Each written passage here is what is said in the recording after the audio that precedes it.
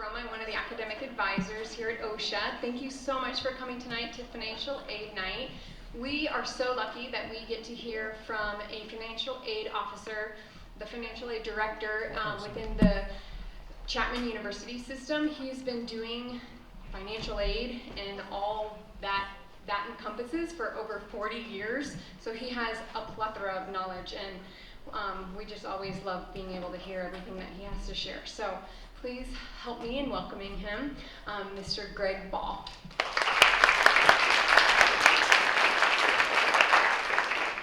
Thank you so much. It's a pleasure to be here. It always is. I've been invited here previously, and I've always enjoyed coming to this high school. It's really quite a wonderful place. I think just to begin, I'm going to be talking tonight a lot about regulations and school policies and things of that nature. And sometimes I'm always concerned as I do that someone will look at this and I'll say, gosh, you know, it's just hopeless. And I want you to know that it's not. As Mindy mentioned, I've been doing this for 40 years. I've held several professional offices and been on boards of directors of professional organizations and so on. And I know financial aid administrators are there to help you. You can call on us anytime, including me. At the end of the presentation, I'll give you my contact information. But I know what it's like, despite all the experience and everything that I've had. About 15 years ago, my son was about to start college. And I remember how worried I was, even though I know this will work. But I was really concerned about it. And I was thinking, well, gee, what if it doesn't? But it did. And it will for you as well. So the key message that I'd like to begin tonight's meeting with is, no matter what, stay confident this is going to work, and it'll work very well. But in case it doesn't, I'll give you some ideas about how to deal with that too. But it's going to work. All right, there's a lot of information here, so let's get started. First of all, what you need to be doing right now, that's applying for admission, applying for scholarships. I'll show you some search services and things for those.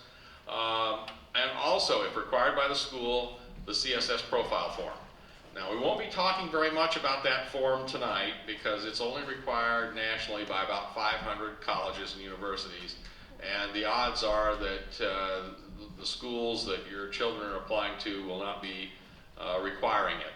But in case they do, I'll give you some information about how to go about acquiring the online application and so forth later. And if they do require it, chances are they're going to require it sometime around now through the end of this calendar year. You can also, if you want to take a look, the main application we'll be talking about is the Fafsa,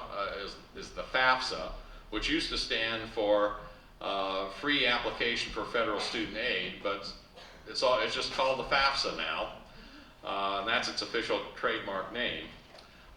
There is a version available on the web, a kind of a pre-application, so if you want to get the form and fill it out and just see what kinds of questions there are, you can do that, but you won't be able to fill it out until after January 1st. That's that's when the federal government will release it for completion. Next year, in January and February, you need to complete the Fafsa. Now, you have to meet the deadlines. That's one of the most important things about financial aid, and different schools will have different deadlines for this.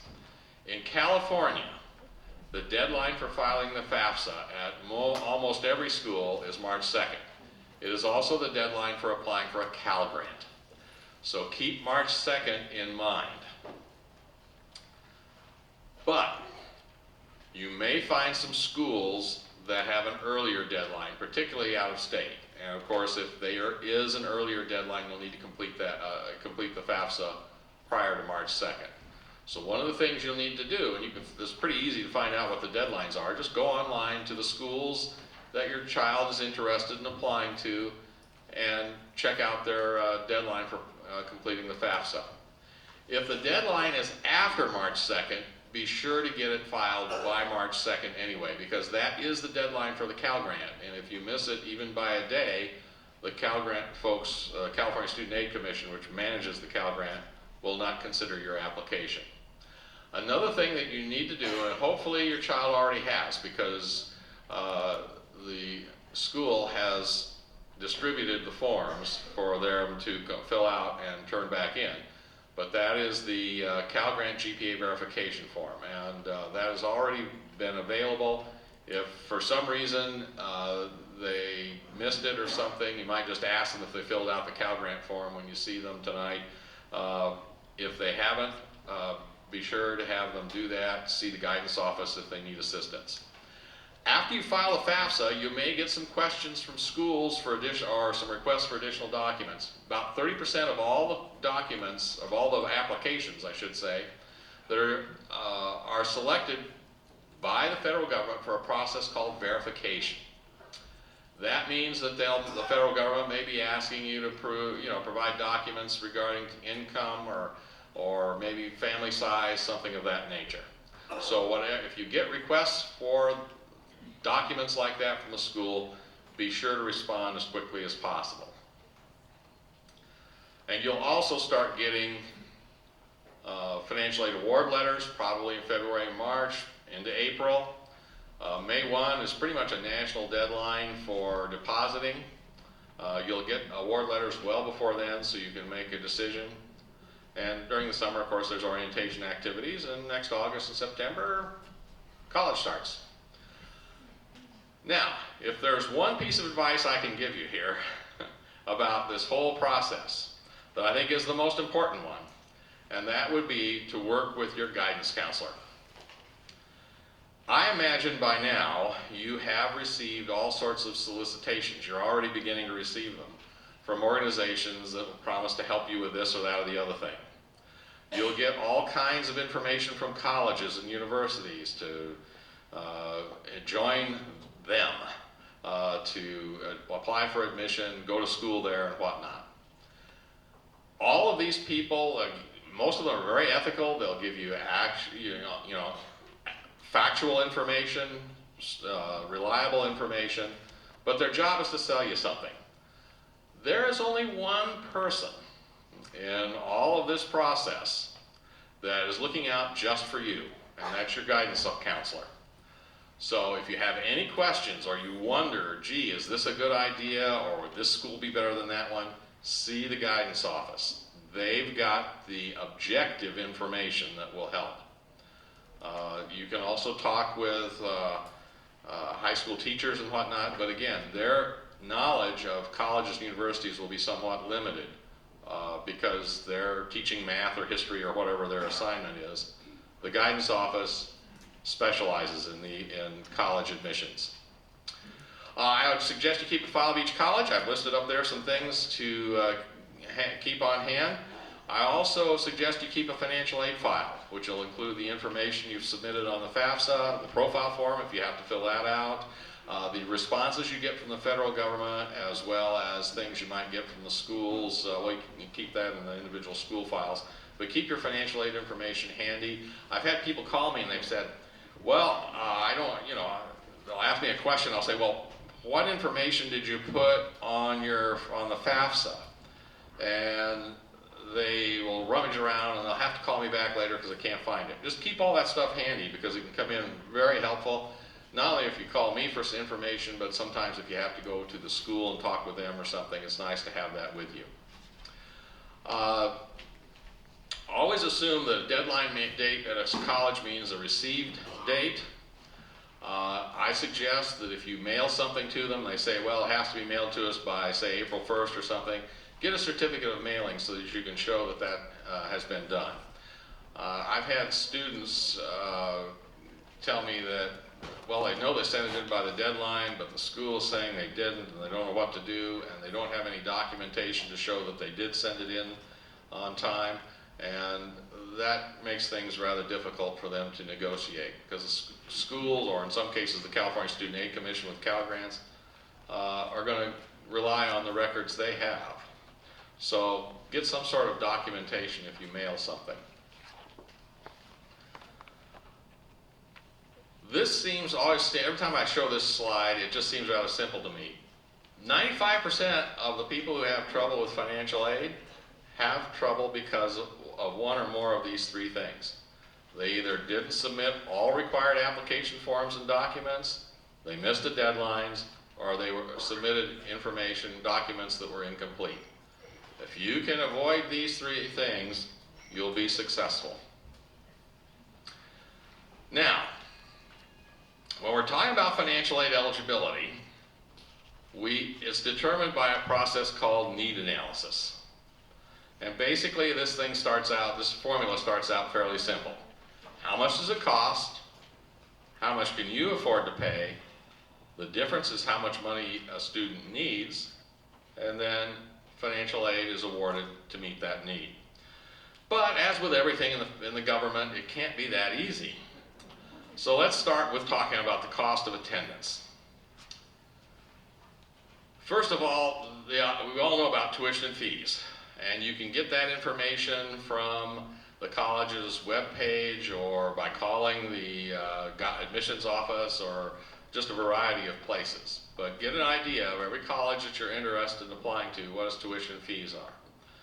Books and supplies anymore are running about $1,500 a year for a full-time student. So figure about that. Room and board will vary depending on what a student is doing. For example, if a student's going to live in the residence hall on a campus, the school can tell you what that costs.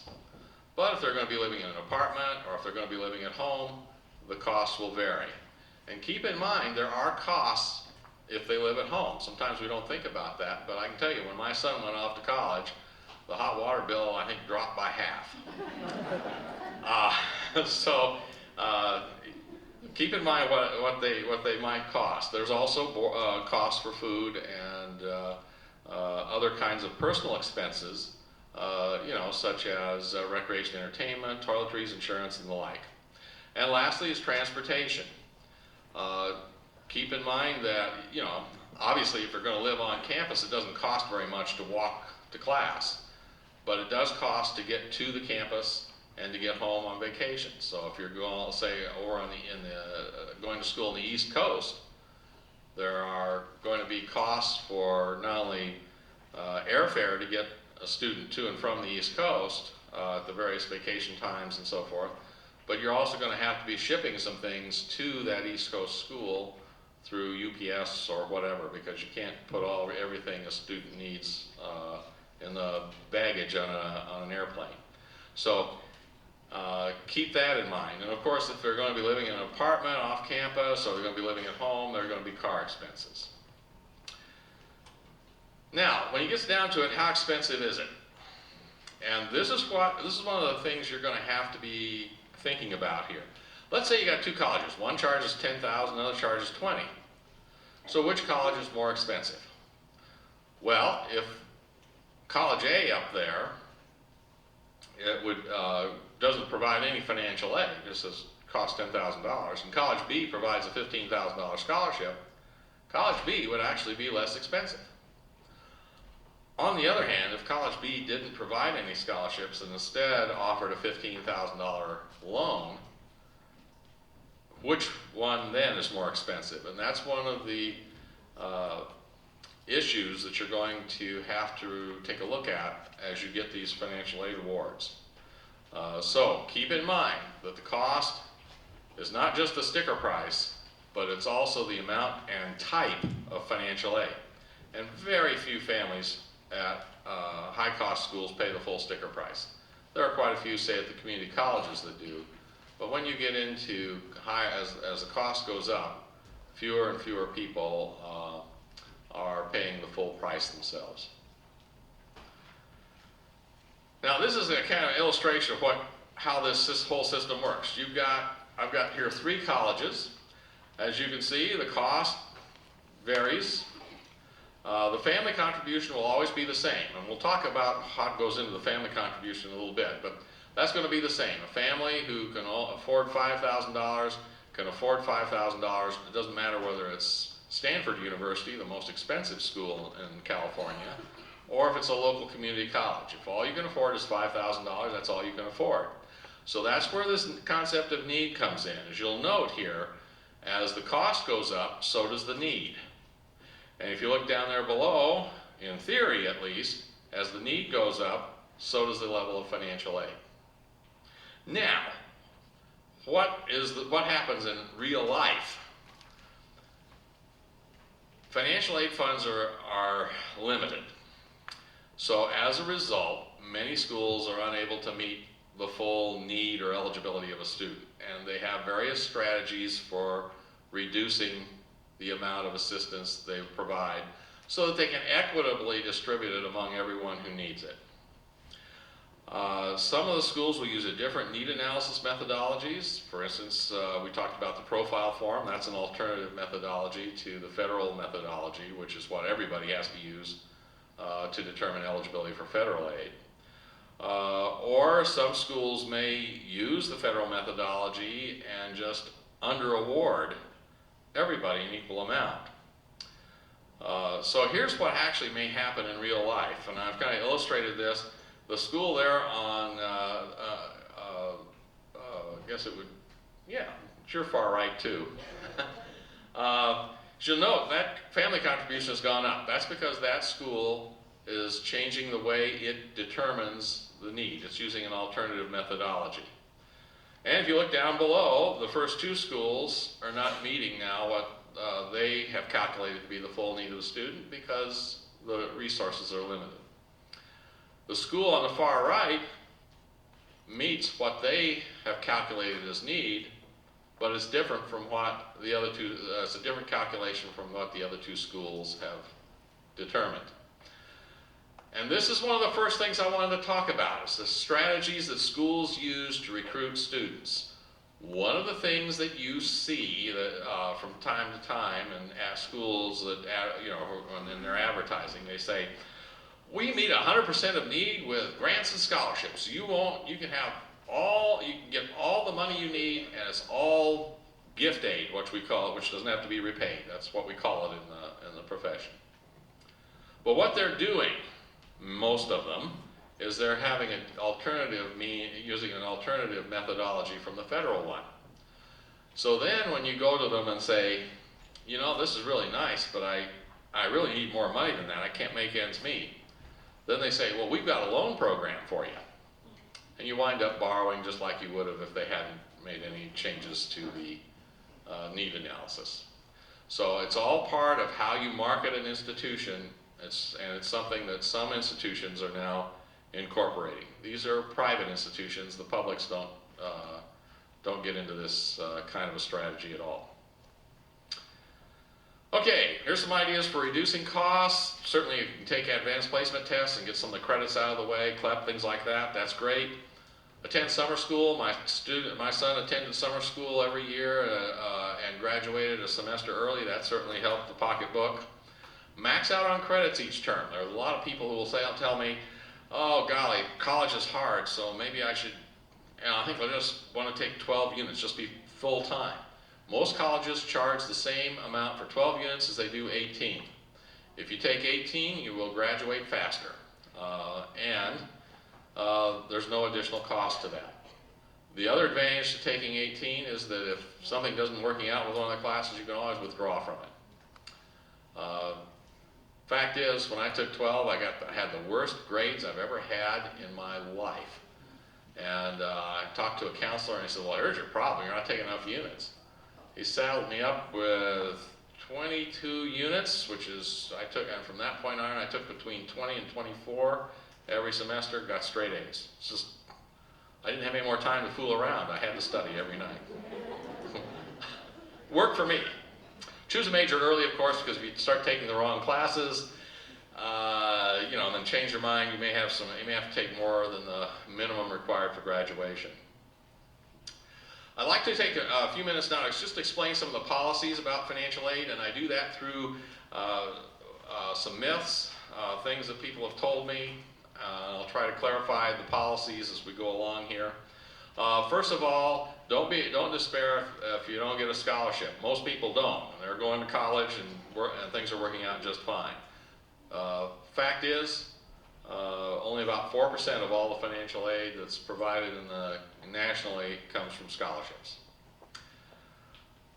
Don't be too, there are many factors that go into the need analysis.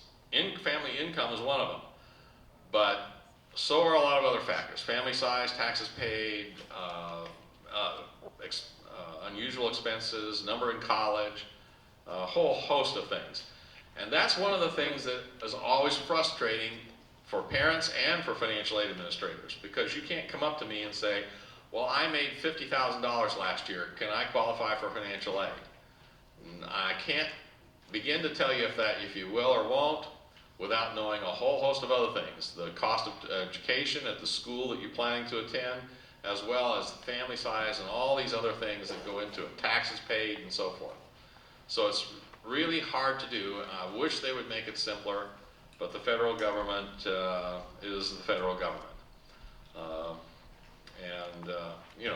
As the head of a good friend of mine, actually, he's the head of the policy division of the U.S. Department of Education's Office of Student Financial Assistance. And as he said once, he says, we're the federal government, we don't have to make sense. And I said, you're doing a good job of that. Home equity is not considered in the need analysis for the Fafsa, it is for the profile form. So don't worry if you own a house and you have some equity in it. Also, there are a lot of other assets that aren't considered as well. So when we're looking at the Fafsa and you're filling it out, this is different for the profile form, but for the Fafsa, and the assets that you report, I guess it's easier maybe just to say what they're not. Any retirement assets. So if you've got IRA, KEO, 403B, 401K, all those different retirement things that are written into the IRS law, the value of those are not reportable, nor is the value of a life insurance policy. The only assets you report are going to be what you got in the bank. If you have any investments that are not set aside in a retirement account, and if you own a business with more than 100 employees. And that's about it. Now, if you do have to report assets, because you do have some money in the bank or something, all of us do, keep in mind that there's something called an asset protection allowance. And for most of you, myself included, we don't have enough money in the bank to have an effect on the need analysis anyway. For parents, you're going to have more than probably, I'd say $35,000 or so, something like that, in readily available income or assets before assets will even start to make a difference. And then it's only going to be a very small percentage of what's above that. And as a matter of fact, if you're as old as I am now, I hate to admit it, but I'm 65, that asset protection allowance is much higher. I'll get by, I could probably have about $65,000 or $70,000 before I'm taxed. So it goes up as the age of the older parent increases, the amount that's protected. But even what isn't protected is taxed at a very low rate. I've often advocated they should just get rid of all the questions about assets, because they make so little difference in the overall analysis, and it costs the government a lot to collect all this money and program computers and everything to calculate eligibility. As I said, don't be too concerned if you can't get a scholarship. But let's talk a little bit about, just for a moment, we talked already a little bit about college strategies. Another strategy is that colleges do provide scholarships. And if you can get one, that is great. But keep in mind that scholarships are being provided by colleges and universities, usually because they are interested in acquiring students with certain capabilities. For instance, USC is looking for football players. So if you can play football, you can get a scholarship at USC. But schools like Chapman, for instance, are looking for people in the performing arts or people in just painters and sculptors and things of that nature. They have scholarships for that. And so do a lot of other schools. So it all depends. And of course, there's always scholarships for straight A students and whatnot. I often tell a story about when my first financial aid job was at Purdue University, and they gave a full ride 4-year scholarship to tuba players, provided the tuba players were willing to march in the marching band. They didn't have enough tuba players in the student body, so they were going out and recruiting them. If you played the trumpet or the trombone, not a chance. They didn't need them. They had all the trumpet and tuba and trombone players they needed. That's how colleges use some of these scholarships. So you can get a scholarship at one school because you have the attributes that they're looking for, but maybe not at another one. Financial aid is available to all students based on need. There's no, it's not based on any other criterion, including ethnicity or religious beliefs or whatever. Now, there are some schools that that are religious in nature that might provide scholarships on that basis or something like that, but there's no federal aid or anything of that nature that is awarded on that basis. You will also find that there are some foundations and things that provide scholarships only to minorities, but the colleges and universities themselves rarely do that given all the laws and stuff that we have to comply with. A lot of times people ask me about, they say, well, loans aren't financial aid. And to some extent I can sympathize with that understanding. But the federal government does consider them a form of financial aid. The interest rate is lower and is deferred while in school and so forth. And loans are the largest financial aid program available. And as a result, probably everyone who applies for financial aid at a school other than a community college will probably be offered a loan. The community colleges have such low costs, they typically don't offer loans unless you ask for them. The size of the college will have no influence on the amount of financial aid it offers. Sometimes smaller schools offer bigger packages than large schools. It all depends on the resources that they have available. Whatever you do, don't try. I've had people tell me, well, I have all these debts. They went out and they borrowed money to do this, that, and the other thing, and now they say, I don't have enough money left over to pay for college. Debt is not considered in the need analysis. So the amount of debt you have won't make any difference in the outcome. It's always a wise idea to try to minimize that as much as you can. Does that include mortgage?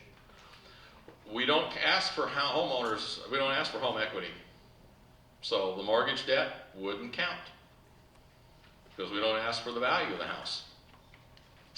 Now they do on the profile form where you would have to report it.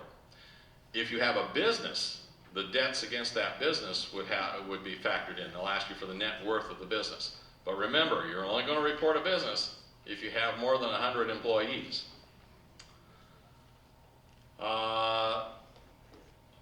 Most students, as I said, have to borrow.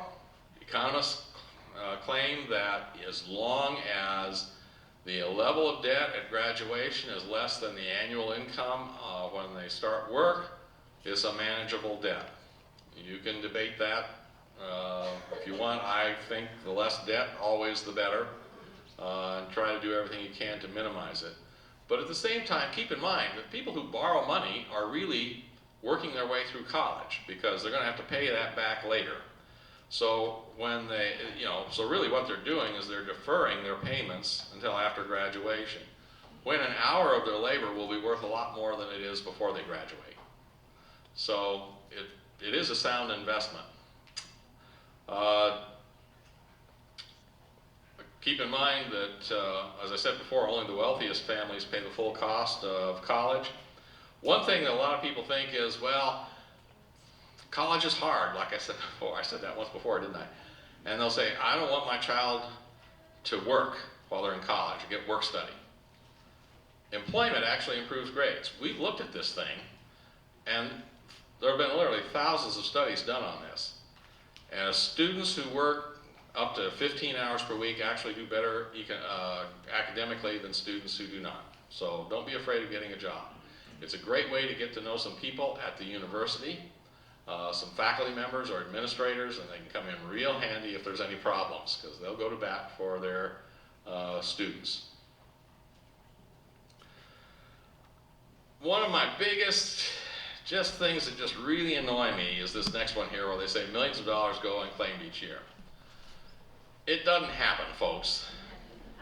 It just doesn't. When you get a pitch like that from somebody who says, give me $100 or $500 or whatever it is, and I'll point you to these things, that's that's a scam. There is money that does go unused each year, so you can't really call them liars when they get to this far along. But it's money that nobody can get. It's like, again, I'll use the example of Indiana, where I first started in financial aid. We had a scholarship program there that was for children and grandchildren of World War I veterans. Well, how many grandchildren now, I'm a grandchild of a World War I veteran, a couple of them actually, how many of us, people my age, want to go back to college and get a scholarship? And, what's more, you have to live in Indiana. So, and go to school there. So, there's some money that goes unclaimed each year because nobody who qualifies for it wants to go to college anymore. And we can't get and last I heard, they couldn't get the terms of that thing changed because they were in this man's will when he donated the money, and it's a lot of money. And the courts have said that until all of us grandchildren in Indiana can be proven that we've all passed away and we can't possibly use the money, they'll then open it maybe to other descendants of World War I veterans. So it's going to be a while before that money will be able to be claimed again. Oftentimes, sometimes I hear stories about bait and switch. I don't know of anybody who does that. But I do know what happens, what I think might happen, give a lot of people the idea that something perhaps nefarious has been going on when it really isn't.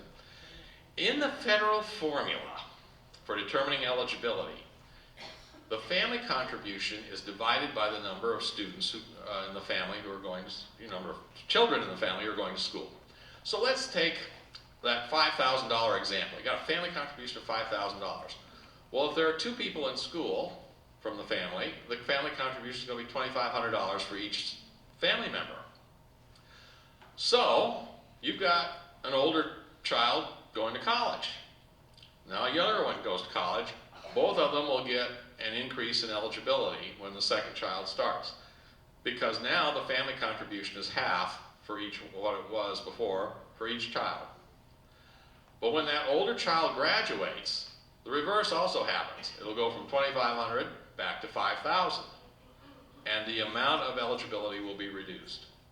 And that's what happens here. It's not that colleges are playing a bait and switch, giving you a big award and then cutting it back later. It's that the way the rules are set up, they're required by law to make that adjustment.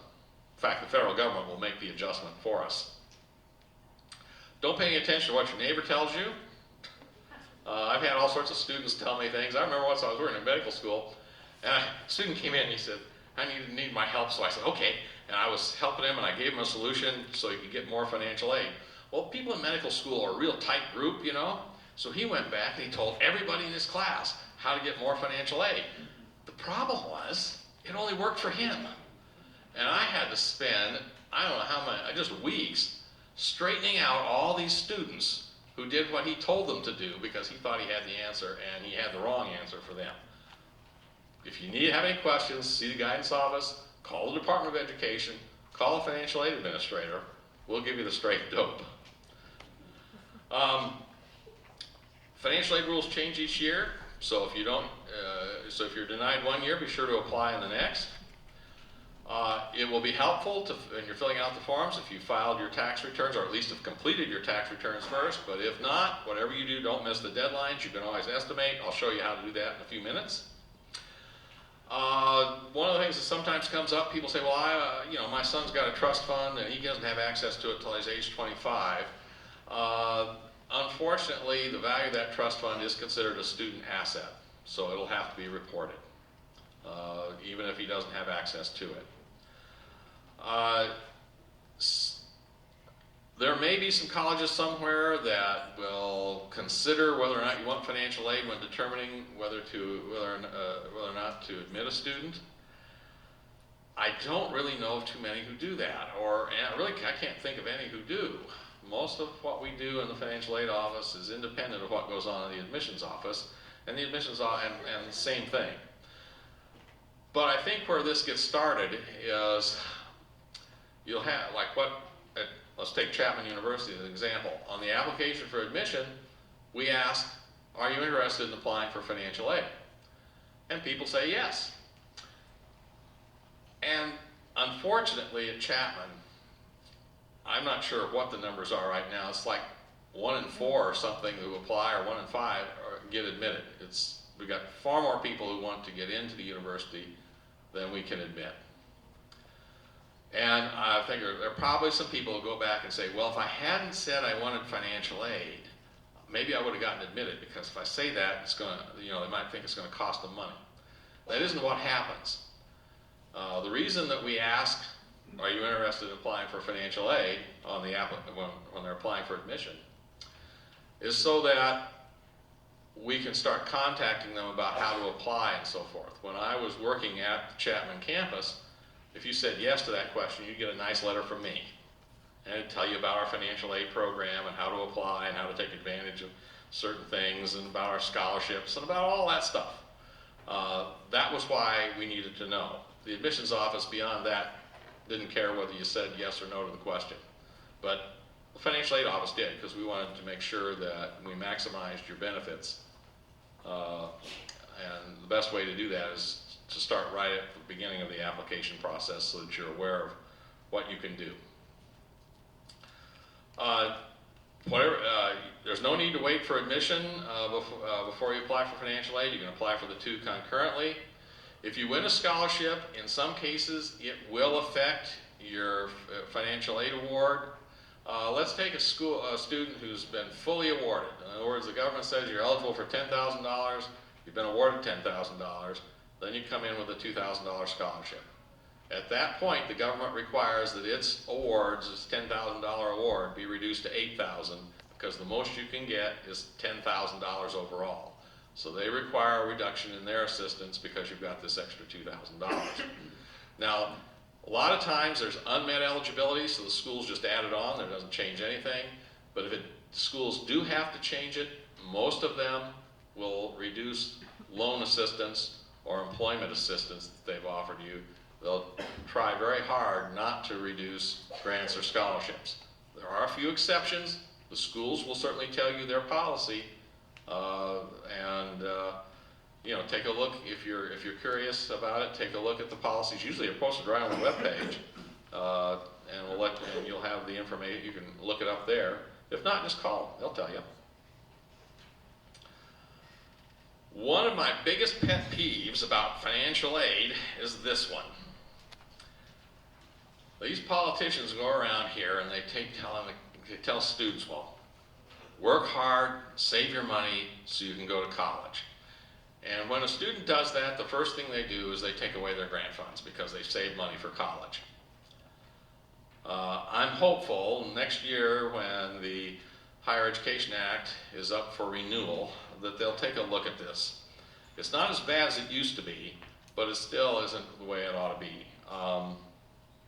Now, 20% of student assets goes right to the bottom line on a family contribution. And that can make a big difference when it comes to the size of Pell Grants and things of that nature. So for instance, if your son or daughter has saved, say, $5,000, your family contribution is going to start at $1,000, because 20% of that's going to go right to that line. So, what do we do to make that not happen? Well, when you're asked questions about assets, the question is, as of today, what do you have in the bank?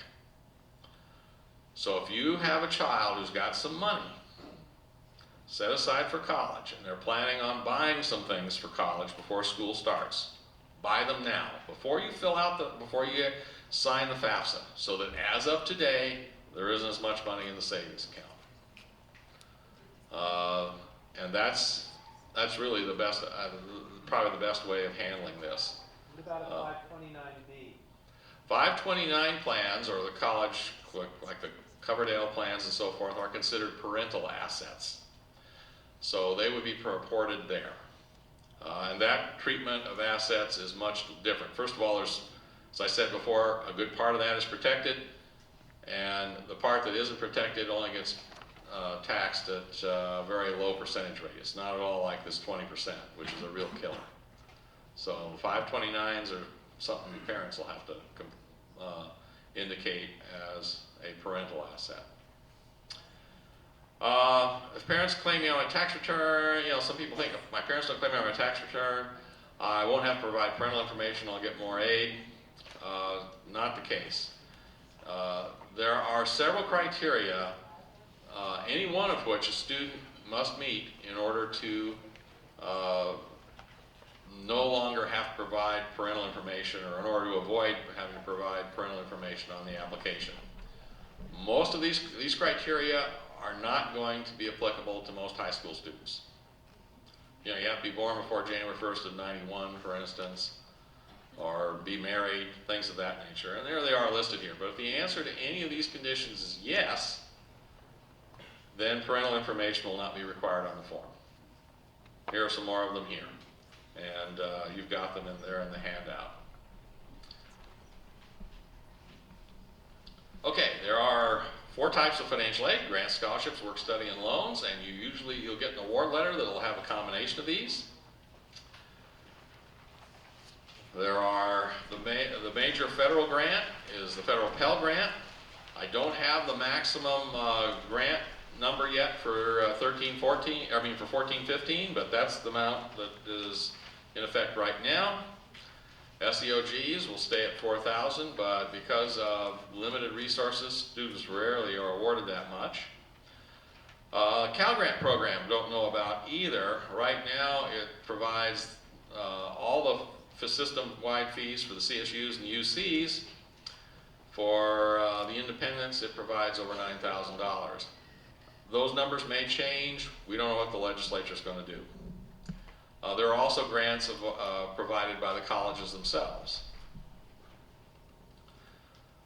Just something about Cal Grants: it is the most generous grant program that you can receive. There are 3 types. Cal Grant A is by far the largest. It requires a high school GPA of at least 3.0, and that's just a sophomore, junior year GPA. And there are asset and income ceilings, which I'll show you in a moment. Cal Grant B is for very low income students who are living below the poverty line and have at least a 2.0 GPA. Cal Grant C is for students in vocational programs. You have to submit a FAFSA by March 2nd to be considered. Now, I've always been a bit reluctant to show this slide, but people always ask me about it. These are the income and asset ceilings, as they are for 13-14, because the California Student Aid Commission has not given us the ceilings for 14-15 yet. Keep in mind that first of all, if you're above this, that doesn't mean you're not going to get financial aid. It just means you won't get a Cal Grant. But there's also something else to keep in mind, and that is that people have special circumstances, things that change. And if you've applied and you have say a loss of employment or something, maybe your income, say, is above the ceiling, but you have a loss of employment, and now your income's below the ceiling. You can get one of these, provided you've applied by March 2nd. So it's important that everybody fill out a FAFSA and that Cal Grant form, which was distributed last week to all of the seniors. So please fill that out. And don't go by these numbers either, because the legislature is going to change them. The community colleges have a great fee waiver program. It's called the BOG, the Board of Governors grant, and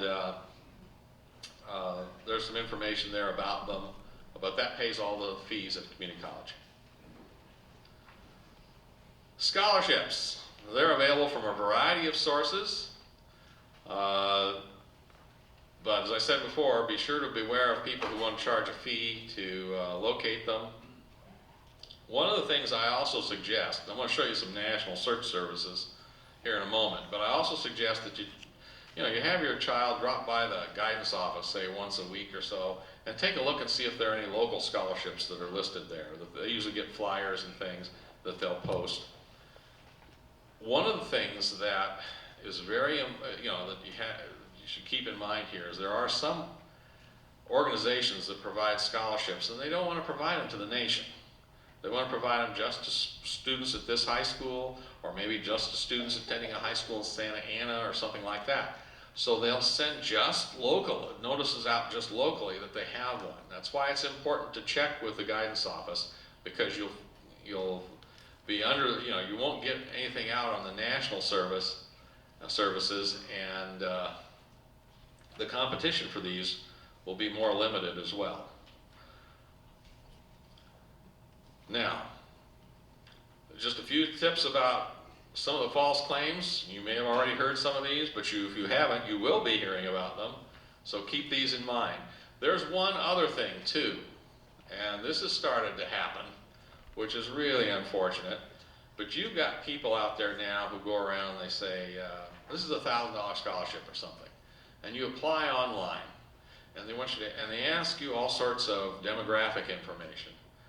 And they're not really giving you a scholarship, they're giving anybody a scholarship, or they might actually give out one scholarship. But what they're doing is they're collecting information on your son or daughter. And the next thing you know, they're going to be selling that to all sorts of companies that might find it of interest to market things or whatnot to your child. You should never have to provide a social security number or something like that on a scholarship application. So, just a word to the wise. Trying to check out these companies. If you see one, and they have all this, they're saying, wow, and you look at it and say, wow, this really looks great.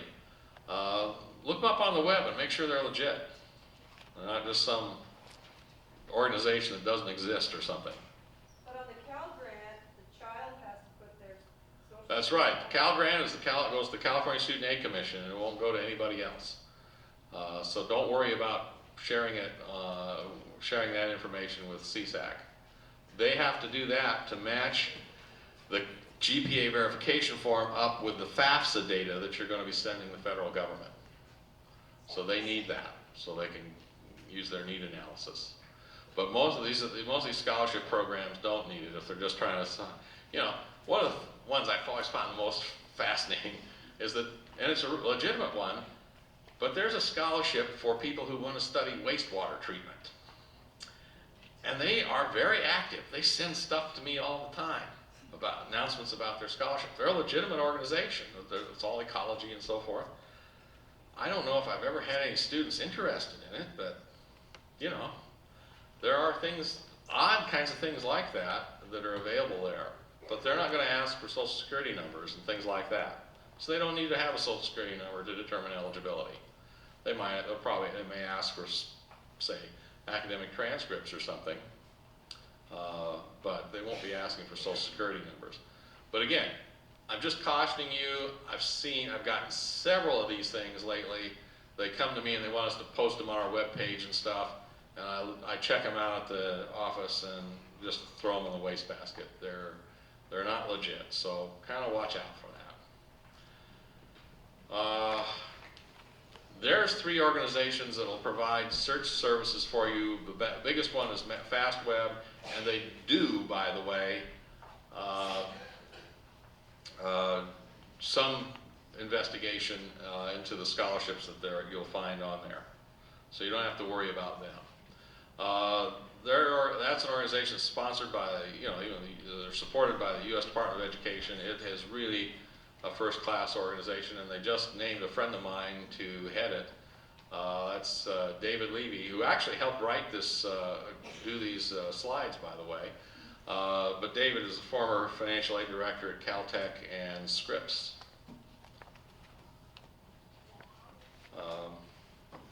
Anyway, they got over 1 million scholarships in the database, worth over $3 billion. There's all sorts of services in there, and I'm sure you'll have even more after David gets done. But check it out if you're, pardon? Is it free or do you have to pay? It's free.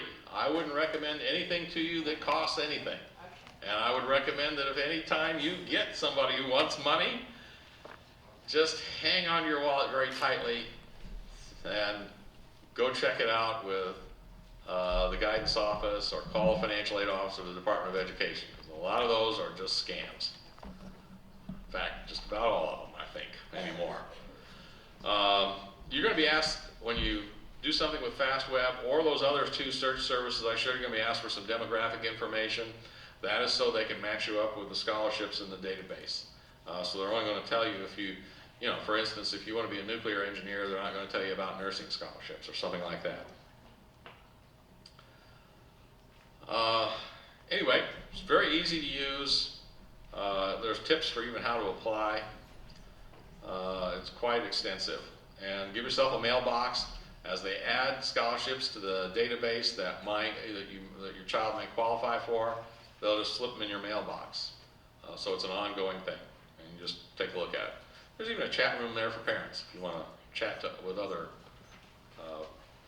parents of students, children all across the country that are going to college. Just a quick mention of the Gates Millennium Foundation. It is the world's largest scholarship foundation, funded by, of course, by the world's wealthiest man. You can access it only online. As you might imagine, Bill Gates would have it no other way. But the application due date there is January 15th, so there's still plenty of time to apply. And you can apply now. The person who heads that was the Director of Financial Aid at one of the Cal States up north. I can't remember now which one. And I should. I think it was the one in Oakland. Work Study is a program, one of the oldest financial aid programs. It's sponsored by the federal government and the schools themselves. As I said, people who work have a tendency, on average, do better academically. There are several types of loans, the largest of which is the federal direct Stafford loan. But keep in mind, schools usually have monthly payment plans. Sometimes using home equity, lines of credit, and things like that might work out better than the federal loan programs.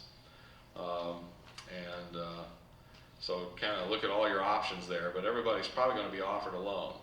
There are two types of federal direct student and Stafford loans, and subsidized and unsubsidized, and virtually everybody's eligible for one or the other.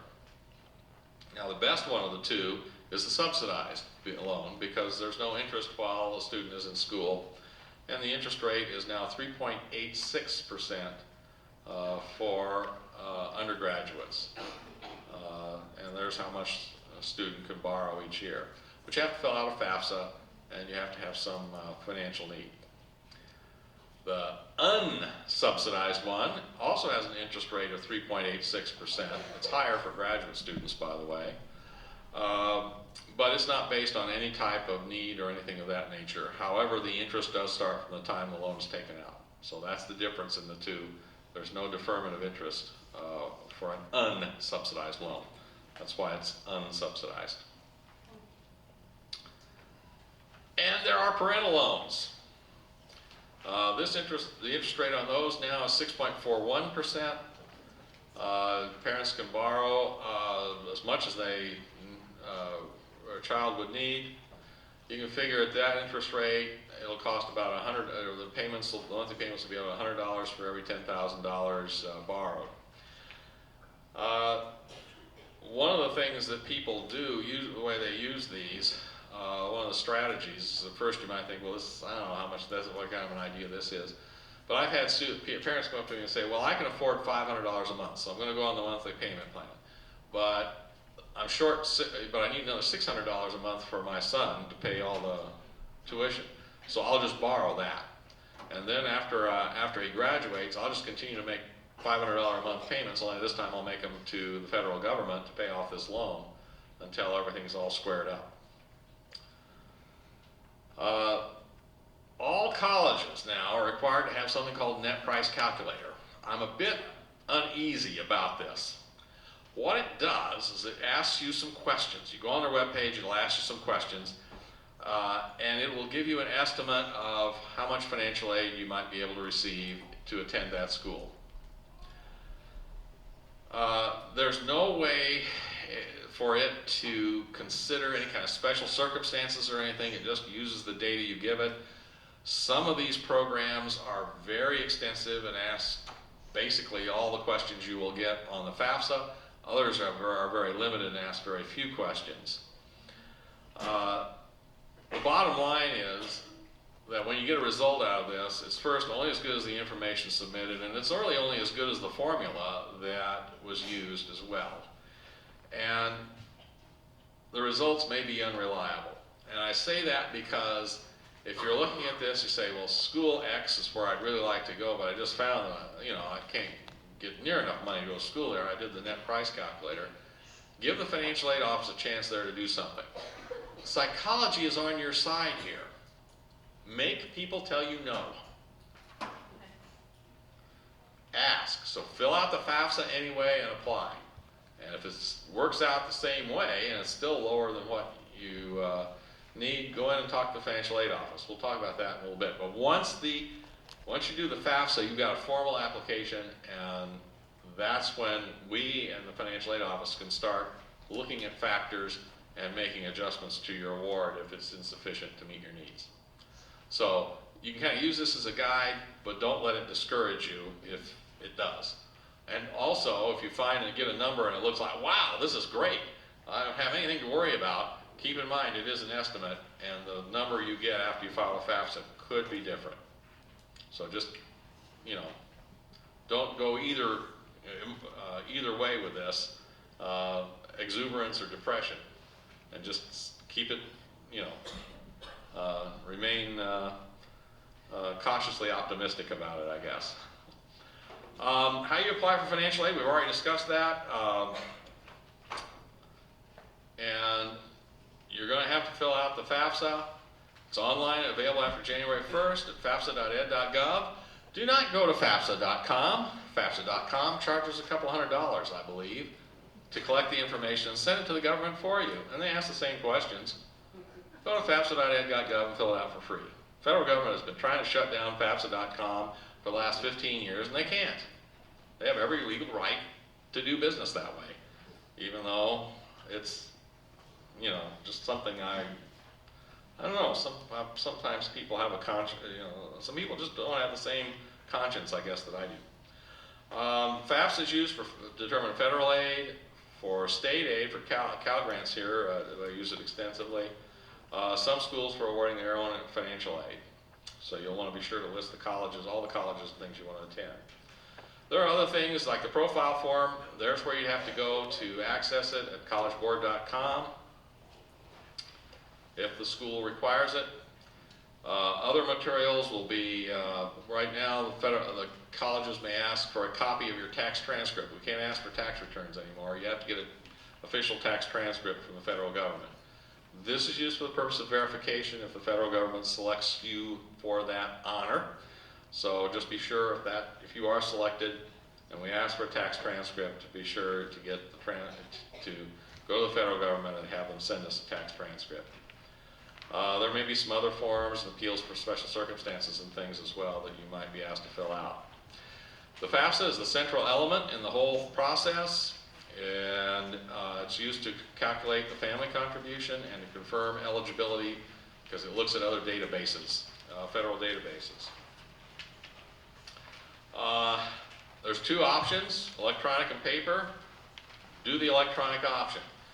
Now, I always get questions about this, and I realize maybe it's even a little more so now because of all the controversy around the Obamacare web page about its security. This website has been in operation for, I believe it started around 1995, I think is when it kicked off.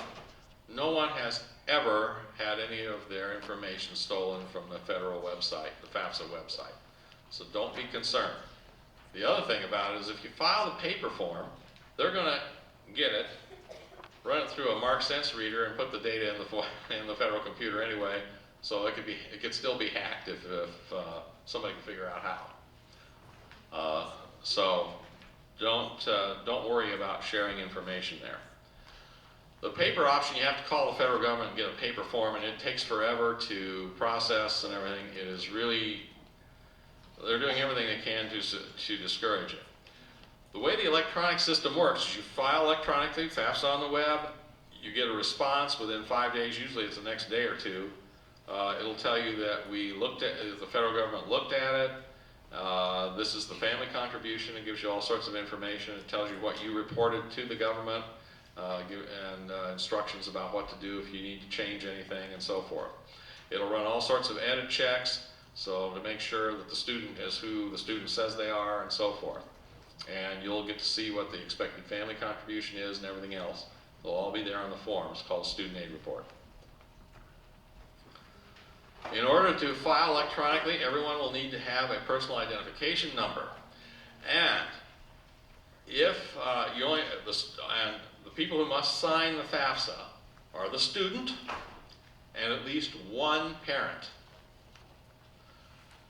If you as a parent already have a PIN that you've been using for an older child who's been going to college, the same PIN applies for the younger child. You get a PIN, one PIN for life as a parent or as a student. And you get those at pin.ed.gov. What if you already have one as a student too? You can use that still, because your PIN is your PIN for life.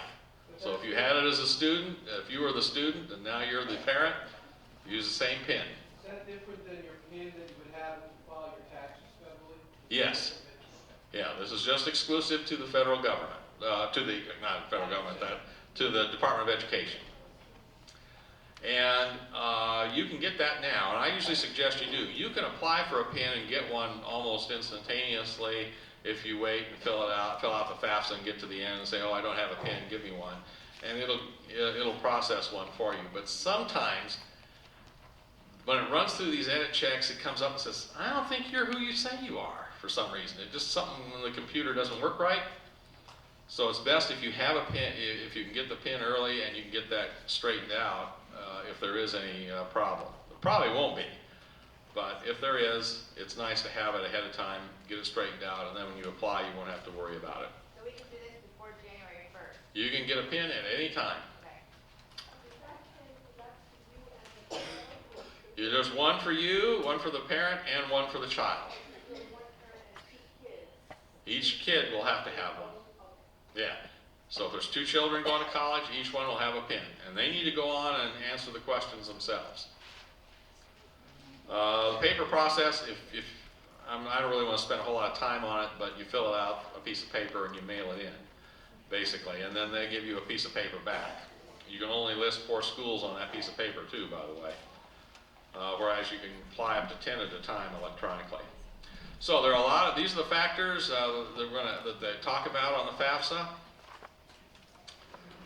So let's go over the FAFSAs. First of all, be sure to apply by the deadline. March 2nd is the deadline for everybody in California. Use tax return information or estimate if you can't. Be sure the student and the parent signs, at least one parent. If you are divorced or separated, you can include custodial parent information only. The non-custodial parent is out of the picture. If a custodial parent has remarried, then you have to include step-parents information as well. And you have to do this every year. Common errors. Don't leave a field blank. If the answer is supposed to be 0, put in a 0. Use the legal name as it appears on your Social Security card. Very important.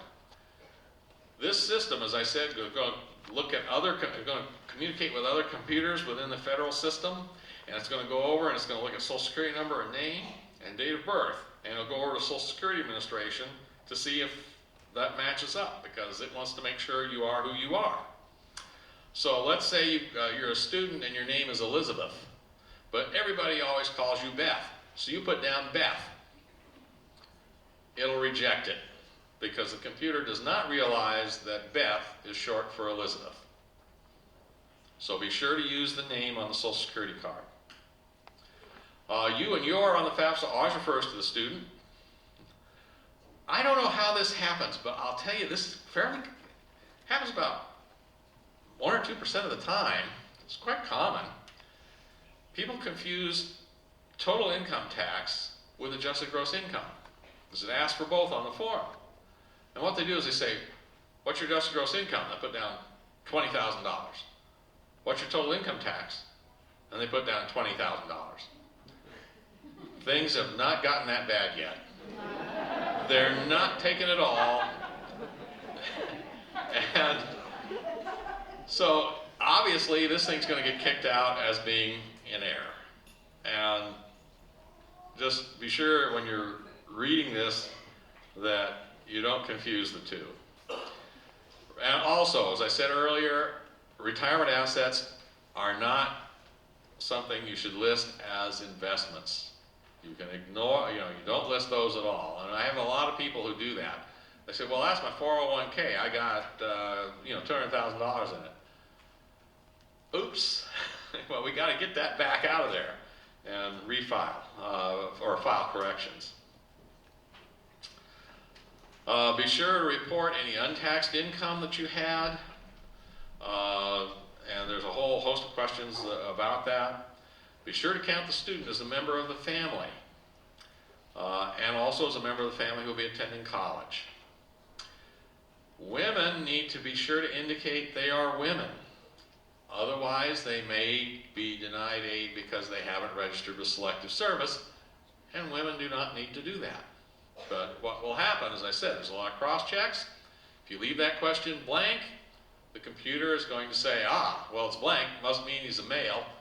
And they go over to the Selective Service registration computer, there's no record, and if you're a male over age 18, you must be registered with Selective Service in order to get financial aid.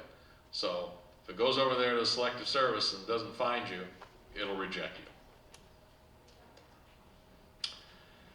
Be sure to list all the colleges you want to receive the report, and be sure to list where you want to live, on campus, off campus, and so forth on the form, and be sure to sign it with the PIN. You don't have to use the PIN, by the way, to sign it, but if you don't, you have to print out what's known as a signature page, sign it, and mail it in. And you have to do that every time you make a change to the Fafsa. If you want to correct any record or add a school or something like that, it's much better to use a PIN. But they'll accept it without a PIN on it. And they hold it for a couple of weeks and then they reject it if they don't have a signature page by then. So use the PIN and get it taken care of all in one transaction. Now, let's talk about the Fafsa, because this is what the paper Fafsa for next year is going to look like. The questions are going to be different on the electronic version. They'll be in a different order. They'll be the same questions, but just in a different order, some of them. But the federal government has not released an electronic version. They probably never do. I haven't seen one. But for what you need to do, this is actually, if you start filling it out, I think you'll find that it's relatively simple. Some people complain about it being complicated, but it's fairly straightforward. In the first step, these are the questions we ask. Remembering, of course, to use the name on the Social Security card for the student and the parents when we get to the parents section. Social Security number, date of birth, telephone number. It's all pretty straightforward. Shouldn't be too difficult to answer. Provide your email address. The student ought to provide an email address so the federal government can communicate with the student. If you leave it blank, they'll still process everything. They just won't be able to send you any information. Citizenship.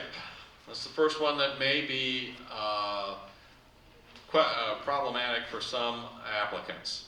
First, if you're a U.S. citizen, you just indicate that.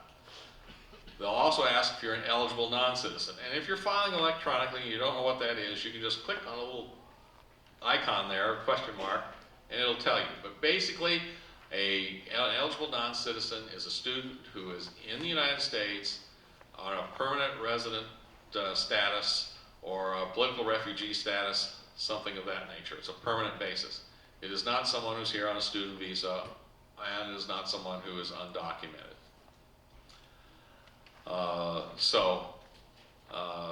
If you are here on a permanent basis, say, indicate that, and then put in your alien registration number. Marital status, state of legal residence, California, of course, and of course there's the question about are you male or female? So that's important for the women to answer their female. If you are a male and you have not registered with Selective Service, you can do so using the Fafsa. And just indicate over there to register me. And you'll be registered and meet the requirement. All students, all high school students, should answer the question about drug conviction as a no. I know we like to answer things yes, because we don't like to say no to people, including financial aid administrators, which is what gives you an advantage when you apply, by the way. But for this particular question, the answer is no for all high school seniors. What it is if you're convicted of a drug-related crime and you committed the crime at a time when you're receiving federal student aid, your federal student aid is suspended. Since no high school student is receiving federal student financial aid, the answer must be no. So just be sure you say no. If you say yes, then they're going to reject your application because you've been convicted, and they'll ask you to fill out a bunch of paperwork, when were you convicted and so forth. If a period of time has passed, you'll be able to be eligible again and that sort of thing. But the answer should be no. And everyone should indicate they've got a high school diploma. Now, I know that no one has one yet, but you will have by the time college starts, so indicate you have one. And indicate the name of the high school. And of course here in Santa Ana and so forth. Be sure to say no to the question about bachelor's degree. A lot of students, for some reason, maybe because they don't like saying no, will say yes. If you have a bachelor's degree, you're ineligible for federal grants. So be sure to answer that question no. Similarly, everyone should say that they never attended college and they're a first-year undergraduate. The very first box there. Some high school students have gone to a community college and they've studied for a while. And they're very proud of that, and they should be. So they say, well, I've attended college before because I have some college credits, but I'm still a first-year undergraduate. Problem is, that queers your, I shouldn't say queers, that makes it difficult, or it makes it impossible almost to get a Cal Grant. Cal Grants are awarded to first-year undergraduates who have not been to college. And if you read the instructions, it will say that if you went to college while you were in high school, you should answer this as never attended college for the purposes of this program. Okay? So be sure to answer that as high school seniors, be sure to answer never attended college. There's a question there about work-study interest. Most schools will not pay any attention to how you answer that, but some of them might. If you're interested in work-study, say yes. I suggest that everybody say yes, because that way you'll find out if you're eligible for it or not. Saying yes doesn't mean you have to take it, or that you have to work. Most colleges will award it anyway, because they want you to be aware of all the programs and monies that you're eligible for. Okay, now we start talking about income. So this is where some people start finding this a little more complicated, but it really isn't too bad. First, they ask if you've already filed a tax return, if you're going to file, or if you're never going to file. So it's one of the three. Then if you filed or you're going to file, they ask you what type, a 1040, 1040A, 1040EZ, that sort of thing.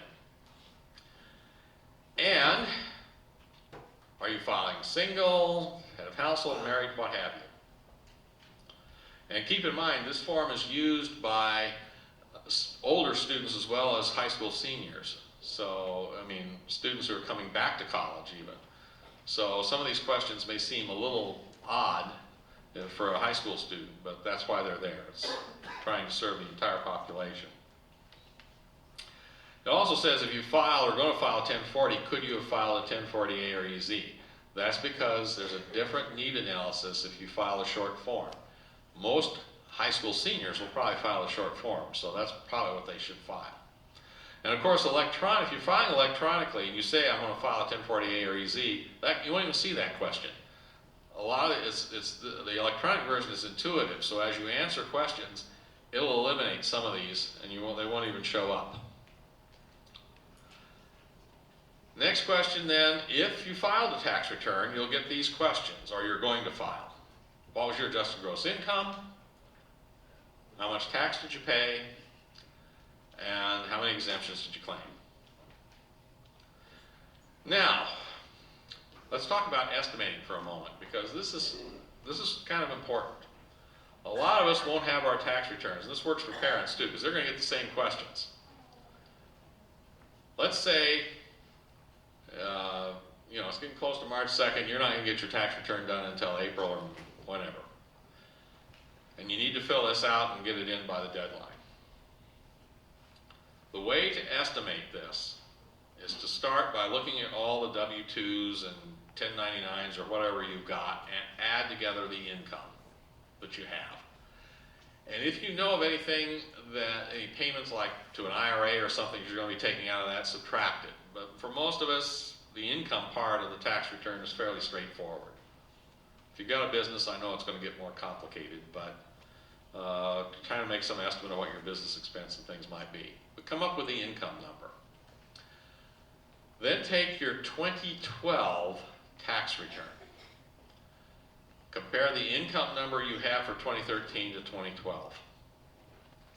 And determine how much above or below, what percentage above or below that adjusted gross income is for this year versus last year, 2013 versus 2012. So let's say in 2012, you made 10% more. Okay, you establish that, then you go to the 2012 return and look at the tax you paid, the amount that you actually had to pay the IRS, not the amount that was withheld. If you made 10% more in income, add 10% to the amount of tax you paid and put that in. The reason I suggest this is that a lot of times what people do is they add together their income just fine, and then they look at how much was withheld from their paycheck, and they put that down. But they're getting their income tax refund, and the federal government has an idea of how much tax you should pay for a given amount of income and family size. So what the federal government will do if it falls outside those ranges is going to select you for verification, and you're going to have to go through paperwork, providing tax transcripts and things like that to every school you've applied to. So try to avoid that by estimating as closely as you can using your 2012 tax return and what your income looks like it's going to be for 2013, and then manipulating the tax paid number. Trust me, it'll save you a lot of red tape. Being selected for verification is not the end of the world. You can do it, but if you don't have to, or you're going to avoid it, that's what I would do, because it is, especially if you're applying to a lot of schools, it's a lot of stuff you have to do. It's also going to ask, how much do you earn from work? And how much did the student's spouse earn from work? Most high school seniors are single, so that would just, and if you're filing electronically and you say you're single earlier in the demographic information, you won't get any questions about a spouse. Now, assets. Remember I said as of today? Those are what the questions are. As of today, what do you got in the bank? What do you have in investments? And what's the value of your business and so forth. But remember, you only list the value of a business if you got more than 100 employees. There's also called an investment farm.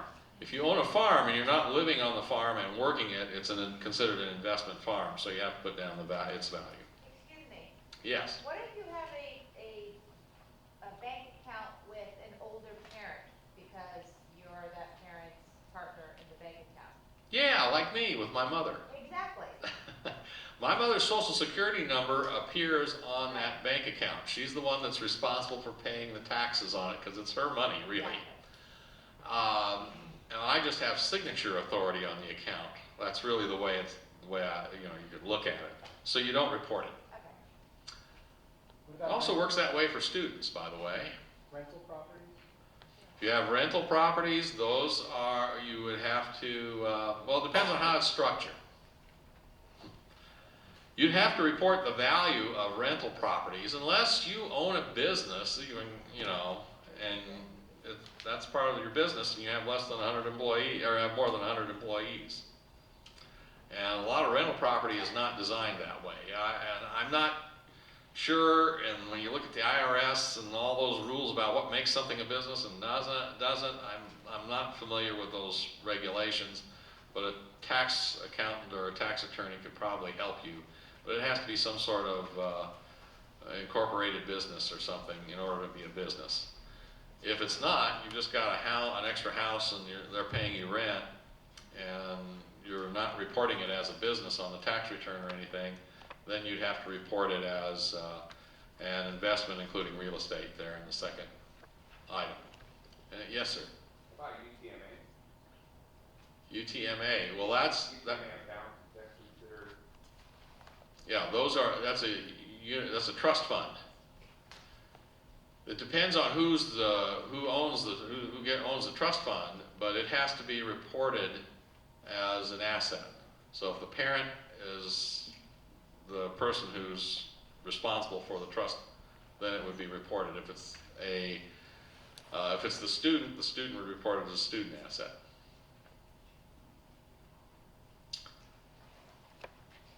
Now we ask a bunch of questions about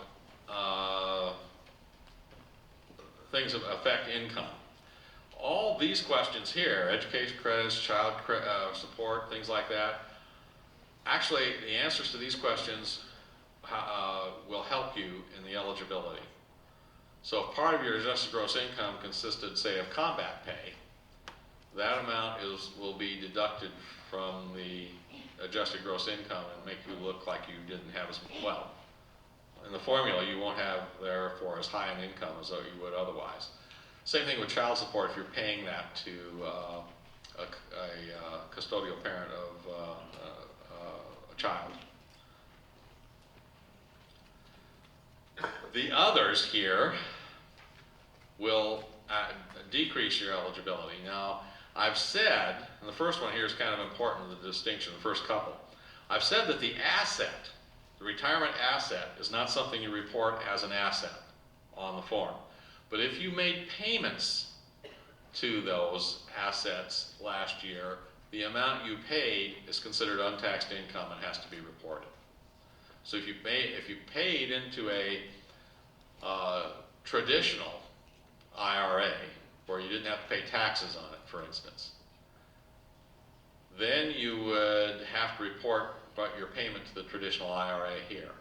On the other hand, if you contributed to a Roth IRA where you have to pay the tax on it now, you would not report it because it's already reported in adjusted gross income.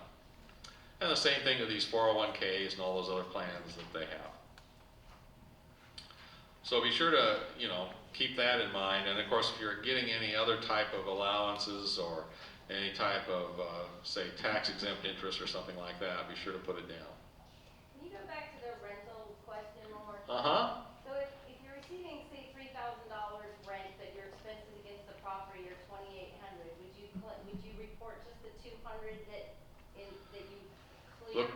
Look, you would for income, you report adjusted gross income, so you get to the bottom line of your tax return, whatever that would be. But you would have to report the rental property as an investment asset, unless you've incorporated it in some way in a business, and you have fewer than 100 employees in the business. So income for any business or rental property and whatnot would go over into adjusted gross income. Sometimes there are losses, so it's a negative income. But you get down to all the government is interested in is that adjusted gross income down at line like 32 or something on 1040, the bottom of the first page. That's the number they're looking for. And it would incorporate income or expenses on any rental property or any business that you may own. But when they ask questions about assets, that's when you would have to report rental property unless you have somehow incorporated it into a business. These assets can get very complicated, as you might guess. Okay, step 3 is those questions about independent status. So we talked about those earlier. Step 4 is information about the parents. They asked you if you're married and when you were married, social security numbers, names, dates of birth. These are all going to be cross-checked again with social security records, so be sure to use your name as it appears on the social security card. Ask for your email address so they can communicate with you electronically. State, date of legal residency in the state, household size. Remember always to include the student and include any other members of the household who are dependent on you and attending college. Be sure to include that in the number in college too. So if you have an older child who's also going to college, then you have 2 in college. You cannot, however, claim yourself, if you're a parent going to school, you cannot claim yourself as a member of the household in college. Now, you can, if you're in that situation and you're very serious, and you're seriously going to school, pursuing a degree and all that stuff, you can petition the financial aid offices to include you, which would then increase eligibility for your children. Quick question. So the Yes. number in college, if it's your student that you're applying for, that equals 1? The student that you're applying for would be 1 in college. If you had any other children that were in college, you'd add them in there too. But you always must include the student, the child that's in college. Now, you have a child that's in grad school. It's not really, right? If you provide over half his or her support during the period July 1 to June 30, then you claim the person as a member of the household. And then if that person is in college and not the parent, you claim it as one of the students, as one of the family members in college. I have a question. Yes. What if you have someone who graduated from college, but you're still paying off their the college loan? Well, it has to, what you're paying off or indebtedness is not included anywhere in the need analysis. So that would be something, if you would count that child as a member of the household if you were providing over half the child's support. Otherwise, you wouldn't be able to claim him or her as a family member, and you wouldn't be able to make a claim or anywhere on the form as an expense that you have. Now, having said that, and we'll talk later about special circumstances, but you can always ask the federal government to take into account that you have some unusual expenses related to prior educational costs, including if you're a parent and you're paying off a student loan that you took out when you went to school. Schools do not have to honor your request, but they oftentimes will.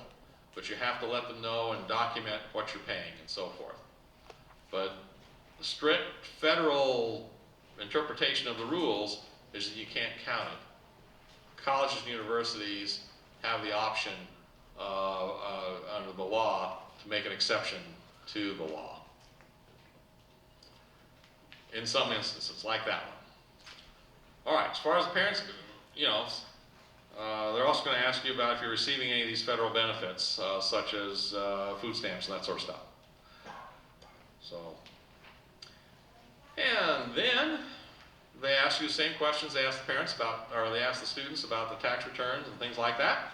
Same exact questions, only it's related to the parents. Same exact questions about income, adjusted gross income, taxes paid, how much the mother and father earn, And remember, if you are divorced or separated, the custodial parent is the only one that reports adjusted gross income and things like that.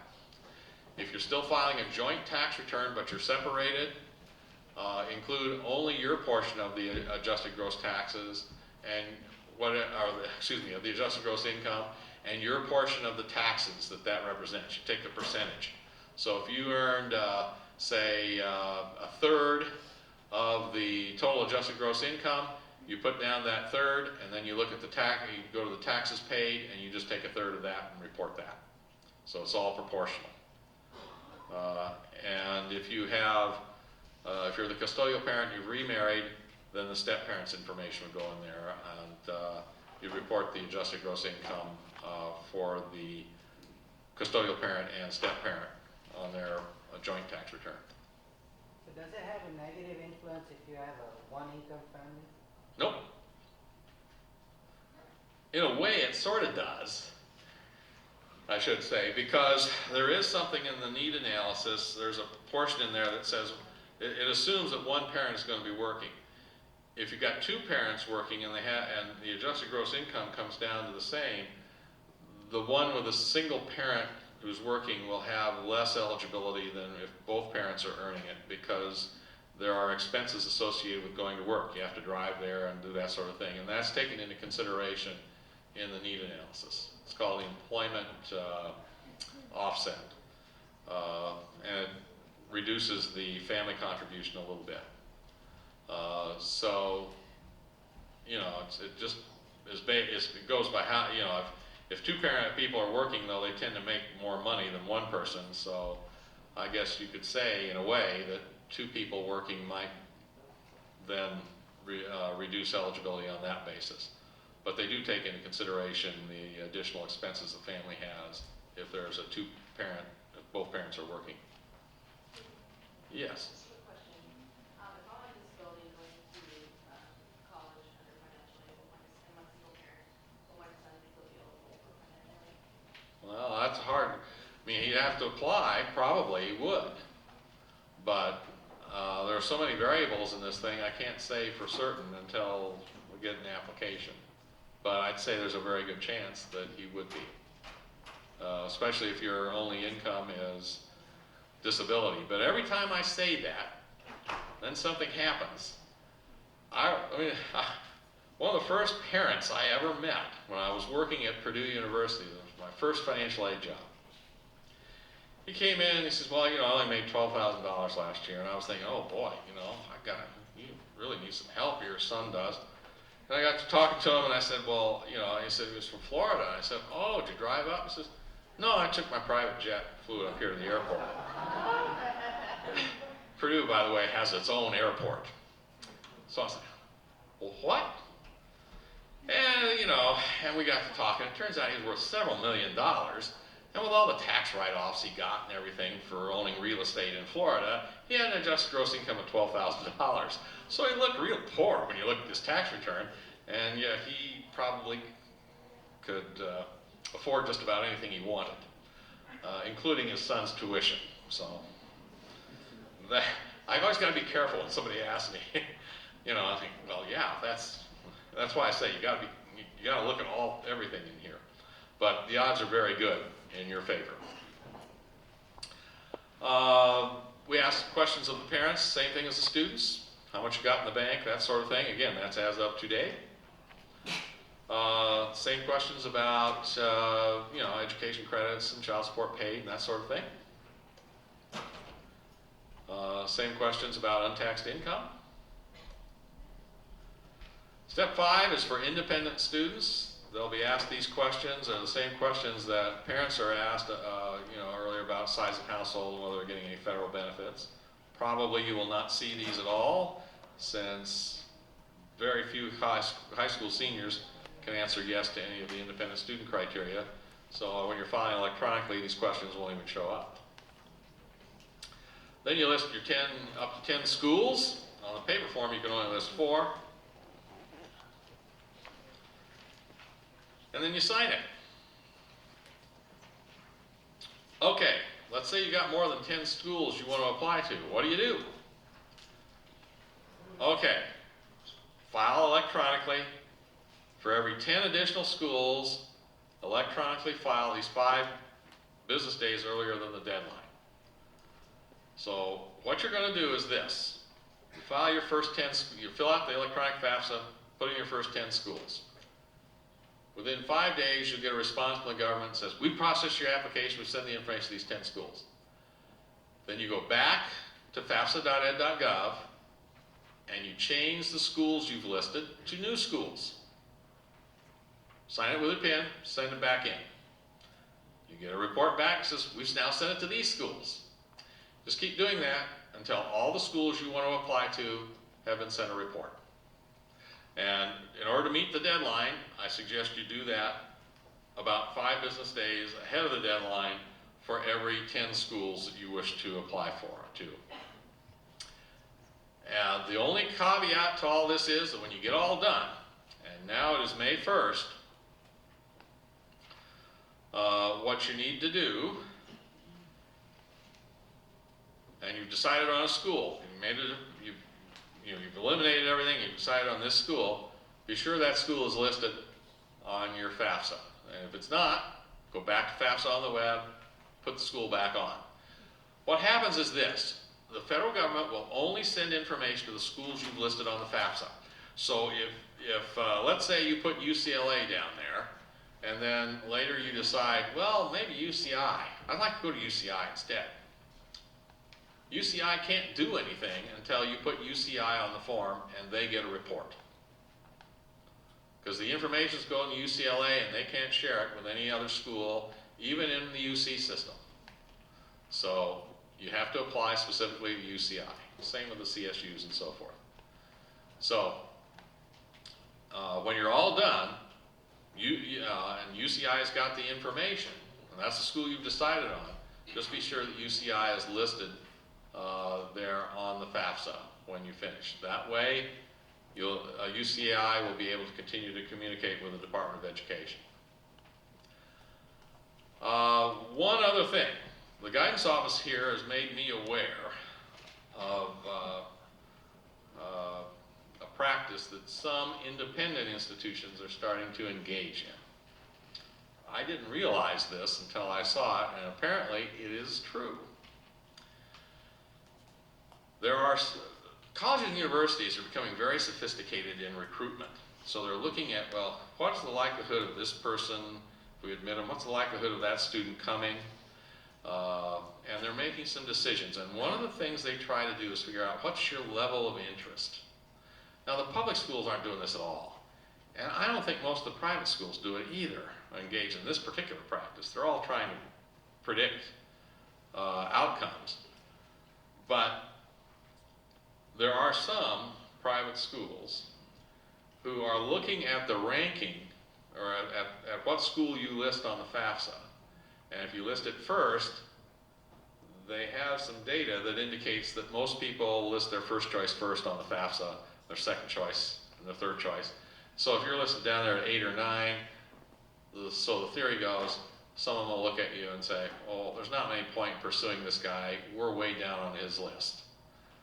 On the other hand, if you've got some talent they want, they might look at that and say, we're going to have to be extra aggressive here, maybe provide more financial aid, because we're his 8th choice, and we need to change that and become his first choice. So they're using it that way, and it's really unfortunate that they're manipulating information from the federal government and from students to try to determine how much financial aid to award somebody.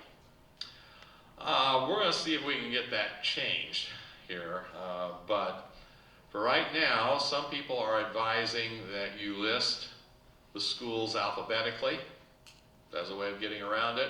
The only problem is computers, and that's what they're using, they'll think whoever A is, well, that's the first choice, if that's the way they're programmed. They're not going to look at, see, oh, it's listed alphabetically here.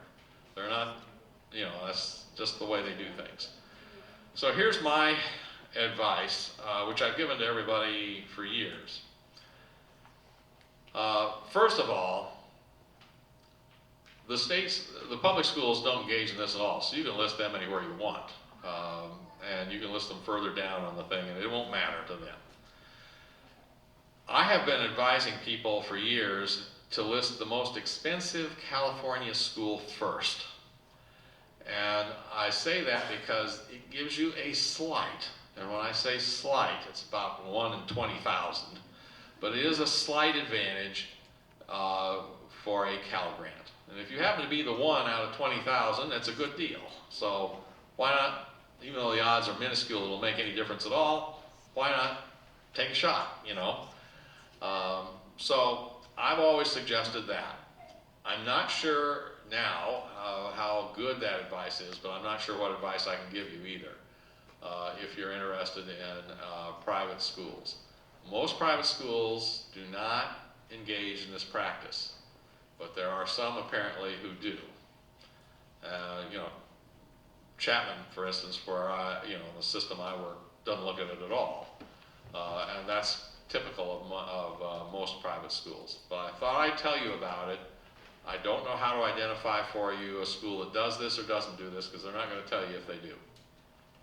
So you're saying that the schools you apply to, that all the schools you apply to can see the list of all the schools you're applying to? That's correct. They see, when you fill out the FAFSA, we get all the information. When we get a report from the federal government, it lists all the information you've provided, So they including all the schools that you've applied to. those 10 or those 20? Well, it'll be those 10. Those 10. You can only look at the 10. Frankly, we never look at it in the financial aid office. I mean, I never have. I don't pay attention to it. All I care about is that you've applied to, now in my case, Brandman, my counterpart at my sister institution, Chapman. They only care that you've applied to Chapman, and they'll make an award. We don't use the information about other schools at all, but apparently there are some private institutions that do. I don't know what to think. I can tell you right now, I don't think any of, say, private, when you're looking at private institutions, I'm not sure who they are. They tend to be, I think, those who are really kind of hurting in a way, if that's the right word for it, but they need to get more students. They're not filling their classes. You won't find schools like Stanford or SC or the Claremont colleges or USD or any of those types of schools engaging in this thing. But some do. Pardon? You will find out probably if you apply, certainly by the March 2nd deadline, you'll probably start receiving award letters late March into April. And some schools, if you apply earlier than that, will be sending you information in February. Sir, So- may I backtrack just a moment? Pardon? May I backtrack just a Sure. moment? On the FAFSA, under the student asset, if a grandparent is holding an investment account for the student, but the student is not in control of that account, do they have to list that under the assets if the grandparent's name is on that account? If the grandparent is responsible for paying the taxes, in other words, if their social security number shows up and they get the 1099, it is considered the grandparent's asset. Thank you. That's a very good question, and I'm glad you asked it. I hope everyone heard the answer. If you didn't see me after the meeting, I'll be happy to share it with you again. All right, that's just some numbers, email addresses for federal things. You're going to get an award notification. It's going to indicate, along with it, you're going to get some information like the cost of attendance, how the need was determined, types and amounts of aid that are offered, how it'll be dispersed, terms and conditions of the offer. One thing, keep a file on every school and have an idea in your mind how much money it's going to take to go to that school, how much money you're going to have to get from the financial aid. Do not rely on what the school tells you, because as I said before, a lot of times the numbers and stuff will get manipulated and say, well, see here, we're meeting all your need or something. Well, at this point, you're a bunch of numbers in a computer system. We've never met you, and you know more what you need than we do. You got, if it does, so have it already figured out. And if it doesn't work out the way you need it to, be sure to let us know. But you're the experts on this, we're not. Now, you'll get to, some schools will ask you to accept or decline the offer and sign and return the award notice. Others won't. Just follow the instructions you get. If you're going to be borrowing and everybody's going to be offered a loan, complete the loan counseling, and a promissory note will be required. And that's done online. And there will be instructions with the award letter how to do that. We're running out of time, so that's the summary. There you go. We're going to get, just remember what I told you. I won't go over it again. Now, we've talked a lot about money. I'm not going to go into this a great deal, but I always think it's important to keep in mind that there are a lot of factors besides money that you should take into consideration when you're making a decision about a school. So I've listed some of the items here that you might find of interest, or they may be of no importance at all. But take a look at this list. Your guidance office here may have some other ideas. And whatever you do, don't equally weight everything. Academic program is obviously going to be one of the most important. That's a deal breaker. If you want to be, say, an actress, and the college that you're looking at doesn't offer acting classes, that's not the place for you, no matter how many other things there are on the list that appeal to you. So, kind of keep that in mind. And here are some other ideas that I've put together. But sometimes paying a little more to be at the right college is far better than trying to concentrate everything on money. I've had people turn down attendance at Chapman over $500 or something, and I've always wondered about them. Just that if this is the right place for your son or daughter, what's $500? What's an extra $500 a year when you're looking at something that's going to change your child's life for the next 40 years? I can give you all kinds of stories. I mean, I remember my son, his senior year at Chapman, he had 3 roommates that were in film and television. One weekend they were invited, and I took my son with them and they spent the weekend with, I can't remember. It was back in the day when Titanic had just won Best Picture, and the guy who produced it, Cameron. I'm not good at movies, but they spent the weekend with him. They were film students. Corey wasn't, but he still found the $311,000 Porsche that was parked in the garage. Very interesting. I didn't know you could pay that much for a Porsche. Anyway, a lot of colleges have opportunities like that where you'll get introduced to things. And imagine, I've just always thought about that afterwards. This guy gave that up to go to a school with fewer contacts and stuff when he gave up that kind of an opportunity. I don't get it. But certainly, if money is a deal breaker, be sure to talk to the school. Keep in mind that nationally, only 3% of students who start at a 4-year school graduate in 4 years. And sometimes going to a more expensive school, but spending less time there, actually saves you money. Because you can graduate in 4 years instead of 6, which is about what it's taking at a UC right now. You're out earning money for a couple of years before the rest of the high school class. When you're looking at I've already discussed evaluating financial aid packages, but here's just some ideas. Please, as that middle one there about considering your need, not what the school calculates, and compare that to the offer. I think that's very important. And also look at the terms and conditions.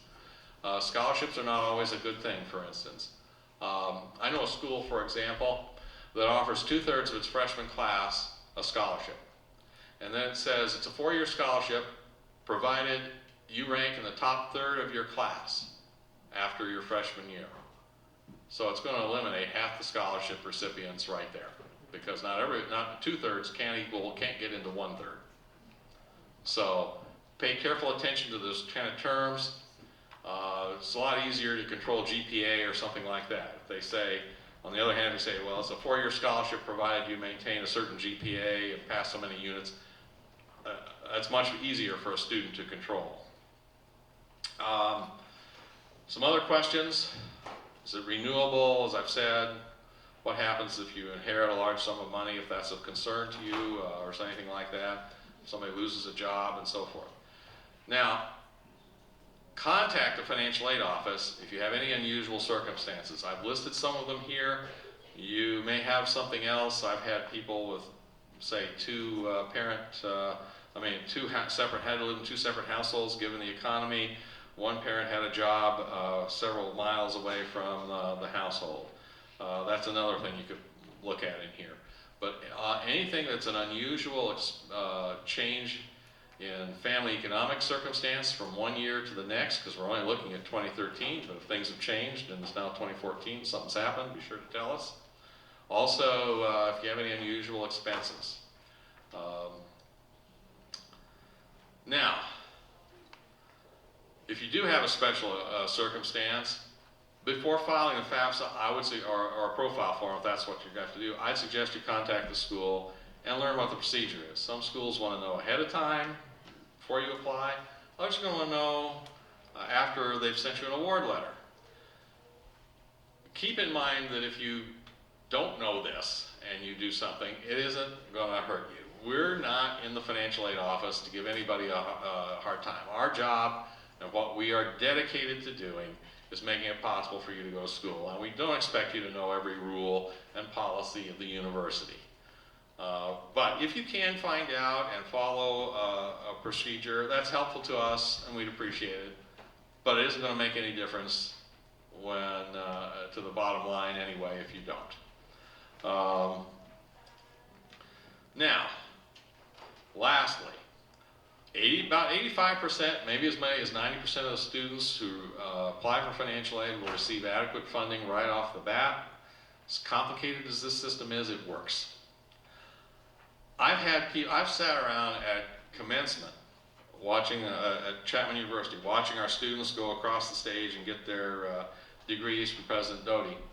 And I said, oh yeah, I know that name. And I got thinking a few times, I've never met that kid. He's been here 4 years and I've never met him. I never had to. He never I don't even know if he ever came by the financial aid office. He just applied, we awarded him. He had no need to see us because everything worked out fine. That's what happens most of the time. Or sometime we might get somebody to come by and ask a question about a term or condition of assistance. But most of the time, this works. But if it doesn't, let me give you a few suggestions. First, establish a relationship.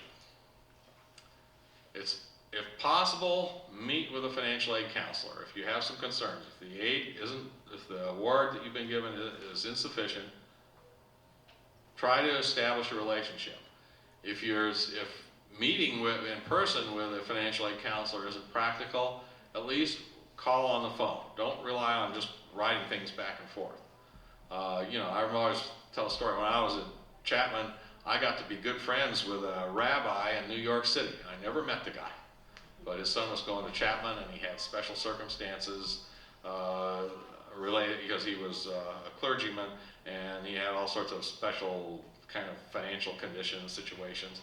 And every year he would call and we would talk about it and I'd work out something so that his son could go to school. I always wished I could have met the guy. He's a very interesting fellow. But he established a relationship. That's important. It's hard to say no to people you know. Make a written statement and supporting documentation. We're going to ask for it because the auditors need it. So when you contact us, we'll tell you what we need. So be sure to take care of that. And sometimes we'll like you to send it to us before you meet with us, maybe, or sometimes afterwards. Just be sure to follow whatever instructions we have. Probably a lot of times I would just tell people, well, here, I need these documents. Just bring them with you to the meeting, and then we get together and talk. Very important. Work the people, not the system. That is awfully, that goes along with establishing a relationship. I don't know how many people have come into me and they've said, I'm entitled to another $2,000 because of Regulation X, and I want you to give me my money.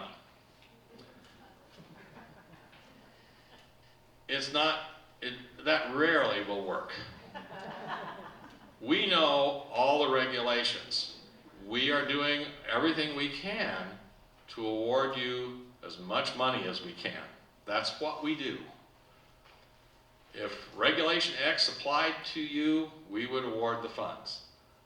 The problem is, I'll spend, I don't know, 15 or 30 minutes arguing with somebody about how Regulation X does not apply to his particular situation, when what we should be talking about is the $2,000 he needs to go to college and how I might be able to figure out a way to get that to him. You work the people. Work me. I want to be worked. I had a student come in to me once, one of the last years I was at Chapman. I'll never forget her. She came in, she's appeared in a few films now. She was an actress, or is an actress. And she came in to me and she said, I just don't see how I'm going to be able to continue going to school here. I'm just really struggling, and we sat down with her and I talked with her, and right away she had my attention when she told me that, because I hate to see that happen to anybody. Well, turns out we worked out a budget, and she was right. There was no way she could afford to continue to go to Chapman. And so we worked this out, and I awarded her $10,000 in scholarship funds.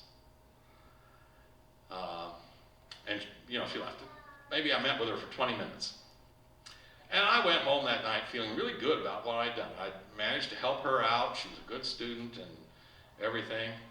But I got to thinking, we put together a budget for her, and I basically had her on macaroni and cheese 6 nights a week. So I went back to the office the next morning and I added another $2,000 to her scholarship just because she worked me. And all she did was to tell me, I need help. And then we figured it out. That's all it took.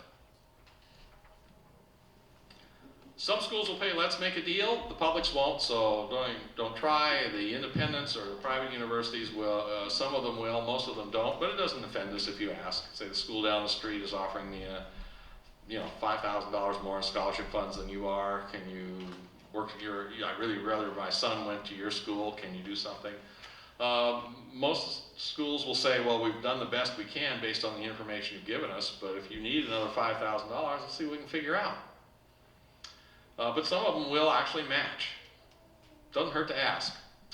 When you're working with us, please be forthright. We know that sometimes, in fact, sometimes around the financial aid, obviously everybody lies. We know that's not true, but boy, we see it sometimes. You don't need to. We're going to help you, and that's our bottom line. But sometimes people become very desperate, and we understand that. But it's always better if you have credibility with us. I've never, always remember a student I had that everybody in the office is, she lies about everything. Her mother's died 3 times this year. Well, she grew up in Harlem, and that was how she got by on the streets. She told people stories, this, that, and the other thing. And they didn't want me to, they wanted me just to boot her and just say, sorry, you're out of here. I'm not giving you another nickel, and I'd force her out. But I didn't want to do that, so I talked to her, and I said, you don't have to do this kind of stuff. Why are you doing this? What do you need? So we worked it out. I gave her more financial aid. And she tried it, some stories the next year, and I went back and gave her the same speech. And finally, she figured out that she didn't have to do any of that stuff. She could just come in and work me, and it would work out all right. I've always thought highly of her.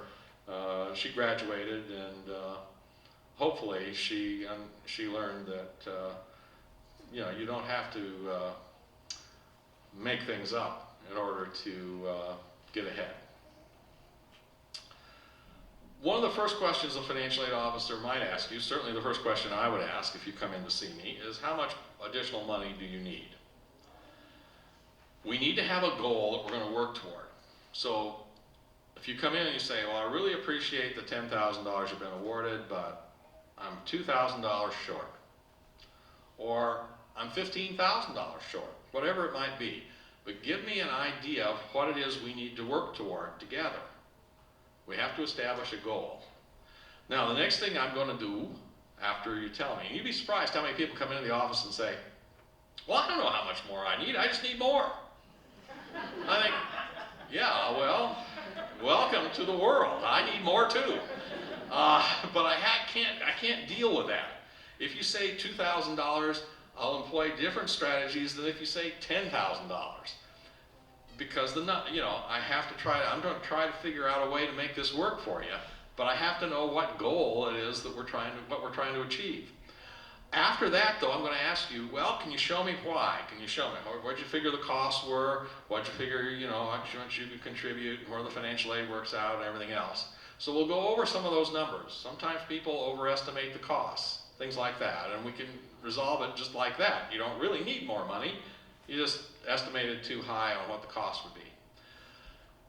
If not, then we're going to go into questions about special circumstances and things, and we're going to go over the Fafsa. We're going to figure out something. So be prepared to, sometimes see us for as long as maybe an hour. We're going to go over everything until we figure out something that will work for you. One thing is important.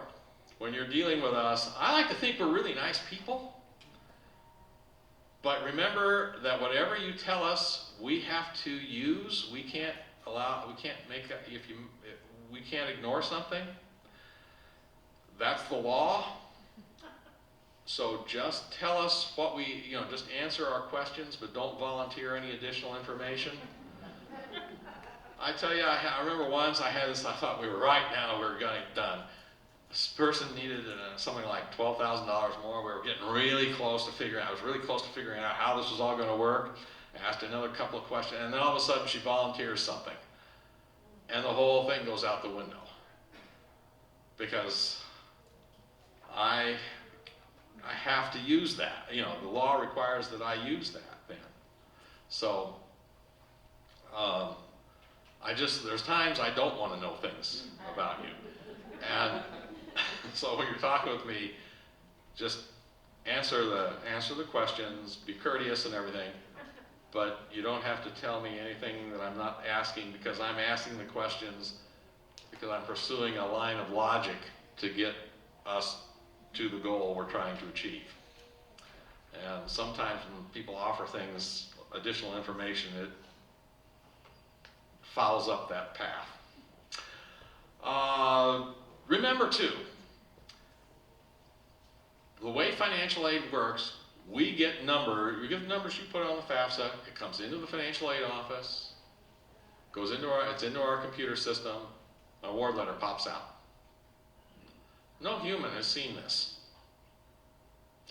So it's very important that you call to our attention anything that doesn't work out right for you, because otherwise we don't know. We don't look at it. The other part of that is, keep in mind that when you come in to see us, and I know some people are so anxious and so concerned because they really want to go to college, and they think that, oh golly, they did something, they're interrupting my plans, and they're terrible people in there. We haven't seen what you've sent us. We don't know anything yet. So when you come in and meet us, that's the first time we're going to be looking, or maybe a few minutes before to prepare for the meeting. It's the first time we've looked at your file. So this is not a personal thing. And we do get people who are discourteous, and that's fine. We're going to help you regardless. But it's always a lot more fun to help people that we like. Lastly, show sincerity. We're suckers for this stuff. Explain how important attending college is and how appreciative you are of what happened, or you don't have to lay it on, but just explain it just honestly. And also, if you're making sacrifices, say so. I remember I had one parent, I always thought it was kind of interesting. He came in and said, the economy's downturned, I'm in trouble, I've cut back on every way I can, I still can't figure out what to do to help my son finish Chapman. He said, I've even fired the pool man, and I'm cleaning the pool myself. And that seems like kind of a little thing, because he has a house with a swimming pool, something I've never owned, and things like that. But I'm looking at it and thinking, He was in a better situation a few years ago, and then with the economy turning down, he's in trouble. He's got a big mortgage to pay. He's got all these problems that really weren't anything that he planned for or can really accommodate. And those are the kind of things, you know, when I heard that, I was saying, you know, he really is trying here. On the other hand, you get somebody comes in and said, well, you know, I drove my brand new BMW to Vegas and lost $50,000 at the crap table. Now I just don't have enough money for my son to go to college. What you have to remember is that funds are, in a financial aid office, are limited.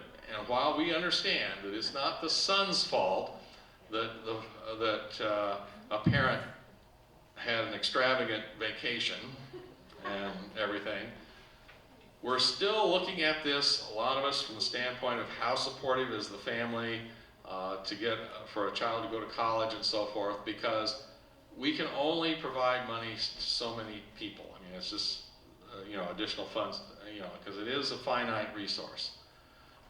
So keep in mind that if you've made some mistakes like that, it's best probably just not to mention them. Now, I will be here until all your questions are answered.